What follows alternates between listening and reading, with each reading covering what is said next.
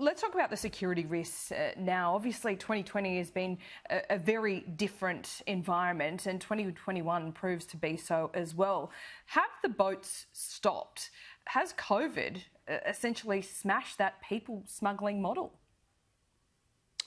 Well, the flow of illegal maritime arrivals essentially came to a fairly much a shuddering halt in the early part of 2014.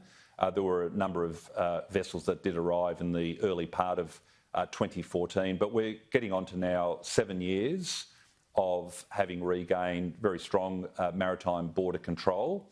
I do have to say that, and many people would watch this broadcast and perhaps see reports of it, that smugglers do, often with false intentions, seek to drum up interest in maritime arrivals into Australia, and more often than not, especially with the restrictions on international travel, it's often to fraudulently then claim the money from prospective travellers. So we do occasionally get reports to that effect, but I have to say that for the 7 years that have passed since Operation Borders effectively closed that maritime arrival pathway, the incidence of boat arrivals has been very minimal indeed, but we do remain vigilant. Our intelligence and other reporting is always alert to the possibility of ventures. But candidly, Laura, with international travel, air travel being what it is, you need to embark on very long distance air travel to get you into a position to be able to embark. And then, of course, our intelligence, law enforcement and other services are constantly on the lookout for any signs of ventures, and they move very promptly to disrupt with our international partners where that need arises. Well, there's always a silver lining, and that sounds like one slight one there. Let me ask you about Medivac detainees. Some had been held in hotel quarantine essentially for more than a year. They were suddenly released into the community earlier this year because it's cheaper. The minister said it's cheaper. If that's the case, well, why were they held for so long?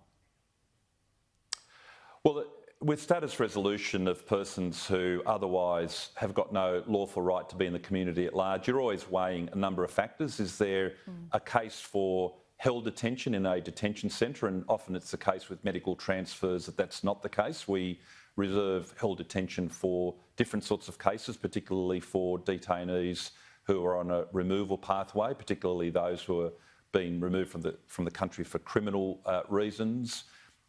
So you then have another alternative, which is places of detention, such as in hotels, where they can be supported medically and in other respects.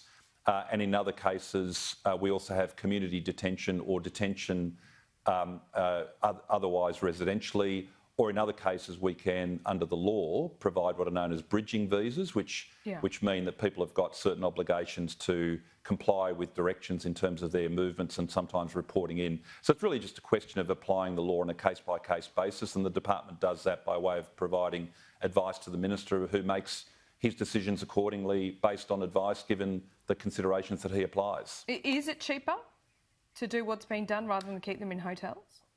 Well, that hierarchy that I've just spelt out with held detention is by far the most costly, going down to bridging visas where persons are in the community at large and can be supported otherwise. That hierarchy of detention certainly comes with costs. The more intrusive held detention you have, the more it costs. Certainly that's the case. OK, how many people are still being held, and do you have any indication about when your advice might be they'd be released, if it's indeed cheaper?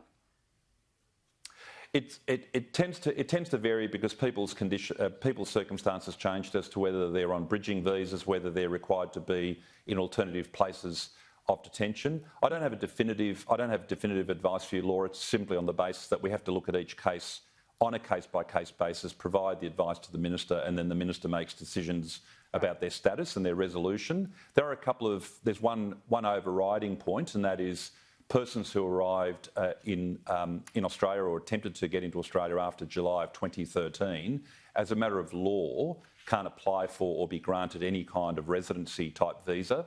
And so those who went to PNG, particularly to Manus when it was open, or to Nauru, who then had to be transferred to Australia for medical reasons, have to be managed in terms of whether they arrived before or after July of 2013. So that's another legal factor that we have to take into account.